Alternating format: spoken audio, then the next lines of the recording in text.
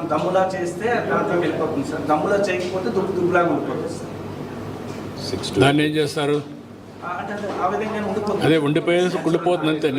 Nature మెనూరు convert అయిపోతుంది అంతే కదా. Organic manure convert. అదే అడిగేది.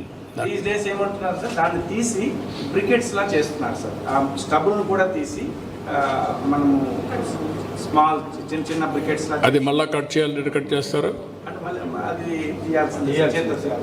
చేతి తీసే ఓపిక లేదు కదా వీళ్ళకి. ఇప్పుడు మనుషులు ఉన్నారా? మనుషులు లేరు కదా ఇప్పుడు. మనుషులు లేరండి. లోకల్ కూలీ ఇప్పుడు కూలీ దొరకట్లా. అదే నేను చెప్పేది, మనుషులు లేరు. కాకపోతే ఇది మాన్యువల్ హార్వెస్టింగ్ అయితే 8,000 అవుతుంది సార్. ఇదైతే 4,000 అయిపోతుంది సార్. మాన్యువల్ హార్వెస్టింగ్ ఎంత అయ్యేది మీకు? మనుషులకు వస్తే మనుషులకు వస్తే ఎకరానికి 6,000 కోత, 6,000 కుప్ప నూరితేనేమో 8,000 తీసుకుంటారండి. గిడ్డి కట్టలు కడితే 3,000, తోలితే 3,000. చాలా ఖర్చు అవుతుంది. అందుకని అందరూ మిషన్తో కోతున్నారు. మిషన్తో కోసి కట్టర వేసేస్తున్నారు విత్తనాలు జల్లి. అవుతుంది, అది అవుతుందండి. మెషిన్ ద్వారా ఎంత అవుతుంది మీకు అన్ని కలిపి? మిషన్ ద్వారాగా 3,000 రూపాయలు మిషన్ అండి. ఒడ్లు బయట తోలితే 1,000 రూపాయలు, ఆరబెడితే 1,500 అంత అవుద్ది అనమాట. 8 ఆరబెడితే ఆరిపోయింది. 20 తారీఖు కోసాను సార్. 27 తారీఖు దాకా ఆరబెట్టాను. 28 తారీఖు నాడు మిల్లు వీళ్ళకి చెప్పాను, వచ్చేసి చూసుకున్నా. సస్మిల్ ఇచ్చారు, నేను పట్టించుకున్నాను కూలీలతో. వీళ్ళు ట్రాలీ పంపిస్తే ట్రాలీ మీద పంపించే ఇక్కడికి. నువ్వు ఆరబెట్టావా? నేను ఆరబెట్టాను. 8 రోజులు ఆరబెట్టానండి. ఎంత వచ్చింది? 16 వచ్చేది. ఓకే, మీకు ఏ ఇబ్బంది లేదండి. నేను తోలినన్నీ కూడా ఎప్పుడు ఆరబెట్టే తోలుతాను. ఇప్పుడే కాదు, ఎప్పుడు తోలుతాను. తూకాలు కూడా కరెక్ట్గా ఇస్తుంది? కరెక్టేనండి, తూకాలు కరెక్టే. డబ్బులు కూడా కరెక్ట్గా వచ్చేస్తాయి? డబ్బులు వచ్చేసినాయండి. ఒక రోజులో పడిపోయినాయి, 24 గంటలు పడిపోయినాయి.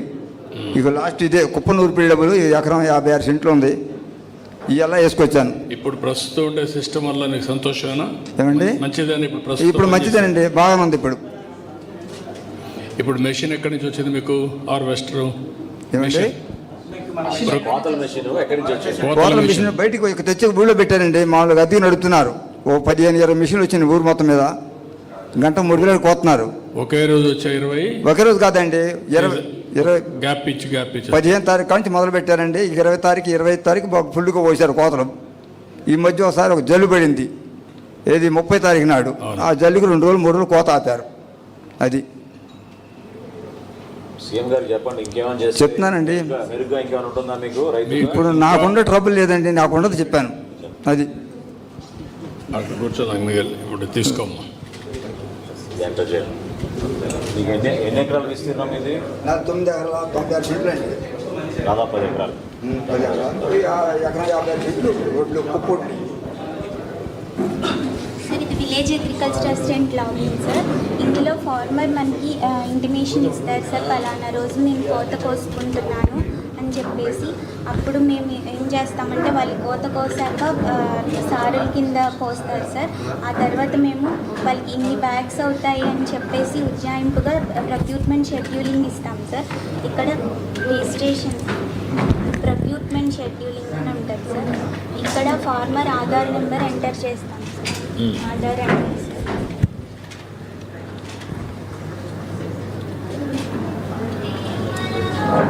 కార్డు ఇక్కడ పెట్టండి. కానీ ఇక్కడ గెట్ డీటెయిల్స్ పెడతాం సార్.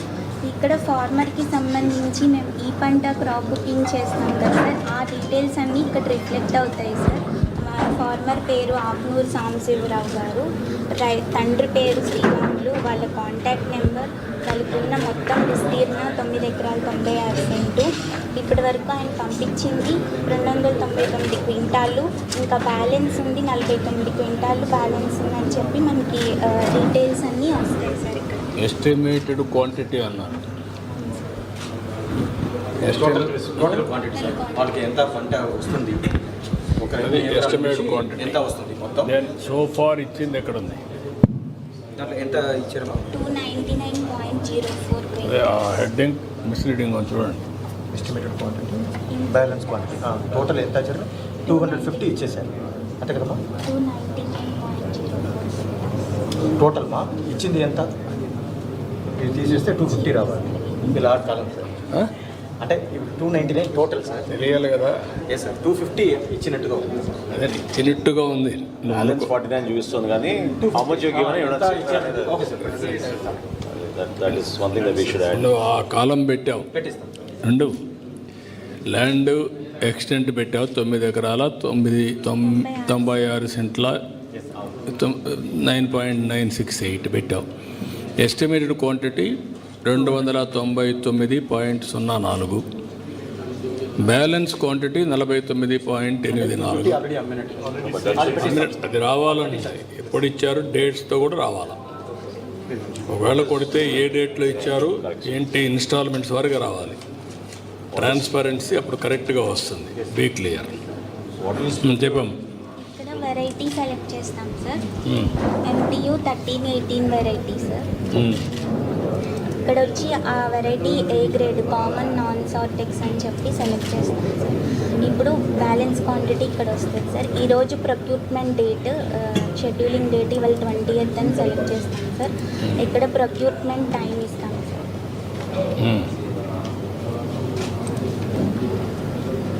ఇక్కడ వచ్చేసి ఫుల్ ప్రొక్యూర్మెంట్, పార్ట్ ప్రొక్యూర్మెంట్ అని ఉంటుంది సార్. ఒకేసారి ఆయన పొలమంతా కోసేస్తే అప్పుడు ఫుల్ ప్రొక్యూర్మెంట్ కింద మనం ఇస్తాం సార్. అదే ఆయన ఎకరం ఒకసారి 2 ఎకరాలు ఇంకోసారి అలా కోసుకునే లెక్క అయితే పార్ట్ ప్రొక్యూర్మెంట్ కింద షెడ్యూలింగ్ ఇస్తాం సార్. పార్ట్ ప్రొక్యూర్మెంట్ అని సెలెక్ట్ చేసి 117 బ్యాగ్స్ సార్. ఇంత క్వింటాస్ అయిందని అదే రిఫ్లెక్ట్ అవుతుంది సార్. 46.8 వచ్చింది. 49లో 46 అమ్ముతున్నాం సార్. 49 రాలా. అది అదే సార్, ఎస్టిమేట్ 49కి 46 అమ్ముతున్నాం 46 అమ్ముతున్నారు సార్. వేస్ట్ కూడా అయిపోతుంది సార్ కట్ చేసి.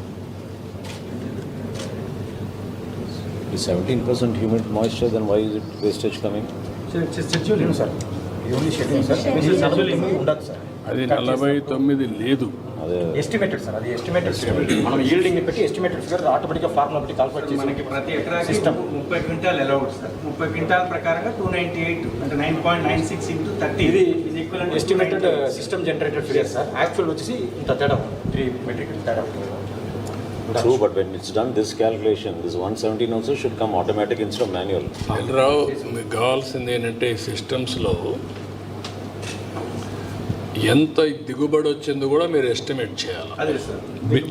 నాట్ ఓన్లీ నువ్వు అగ్రికల్చర్ కమిషనర్గా చెప్తున్నా. నీ పని ఏంటంటే దిగుబడి ఎంత వస్తుంది, ఓకే సార్. ఆయన దగ్గర దిగుబడి ఎంత వచ్చింది, ఇంకొకరిది ఎంత వచ్చింది, ఈయనది ఎక్కువ వస్తే బెస్ట్ ప్రాక్టీసెస్ ఏమేం చేశాడు, ఎస్ సార్. దెన్ ఎట్లా మీరు ఎన్హాన్స్ చేయగలుగుతారు ప్రొడక్షన్ అండ్ ప్రొడక్టివిటీ. మీరు కండిషను 35 బ్యాగ్స్ 40 బ్యాగ్స్ అనేది మాల్ ప్రాక్టీస్ చేయకుండా వేరే వాళ్ళు చమ్మకుండా పెట్టుకున్నాం. కానీ ఇక్కడ ఇష్యూ ఏంటంటే ఎంత దిగుబడి అయితే అంత తీసుకోవాలి మీరు. Be clear, that is the one. ఇది రెండోది, ఈ పోర్టల్లో మీరు చేయాల్సింది ఏంటంటే వెరైటీ అవన్నీ పెట్టారు. ఆ వెరైటీ కూడా నెక్స్ట్ ఫేజ్లో మనుషులు కన్జ్యూమ్ చేసే వెరైటీనే ఉండాలి. Yes sir. వెరైటీస్ చేంజ్ కూడా ఇప్పటి నుంచి వర్కౌట్ చేసుకోవాలి మీరు. వన్స్ అది కానీ వర్కౌట్ చేస్తే మనకు క్లారిటీ వస్తుంది. ఇప్పటి నుంచి ప్లాన్ చేయడం. మూడోది, ఈ చిన్న చిన్న కాలమ్స్లో మీరు నాకు అక్కడ ఎంత క్వాంటిటీ అమ్మారు అనేది కూడా రావాలి. క్వాంటిటీ అమ్మింది వస్తే ఎస్టిమేషన్ బ్యాలెన్స్ అన్నారు. అది కాదు, ఇక్కడ ఎంత క్వాంటిటీ ఎస్టిమేషన్, ఎంత రావాలి, ఎంత అమ్మారు, ఇప్పుడు ఎంత అమ్ముతున్నారు. అది కొడితే ఇన్స్టాల్మెంట్గా ఎప్పుడెప్పుడు అమ్మారో డేట్ వరకు వచ్చేసేయాలి. Paddy procured కదా sir, what we have procured. Procured, రావాలి ఆటోమేటిక్గా రావాలి. వాట్ యు హ్యావ్ ప్రొక్యూర్డ్ క్లియర్గా రావాలి. అప్పుడు 40 బ్యాగ్స్ వస్తుంది అనుకున్నాం సార్. 35 బ్యాగ్స్ అనేటువంటిది వచ్చింది సార్. 40 బ్యాగ్స్ వస్తుందని. మన అంటే మ్యాక్సిమం మనం what is the average yield as on today? రాష్ట్రంలో మీరు 3 లక్షల మంది దగ్గర ప్రొక్యూర్ చేశారు. 3 లక్షల మంది దగ్గర ప్రొక్యూర్ చేసినాక యావరేజ్ ఈల్డ్ ఎంత వచ్చింది? 2.67 వచ్చింది sir. And average turns per hectare. అంటే ఎన్ని 2.6 metric 2.67 metric tons per hectare sir.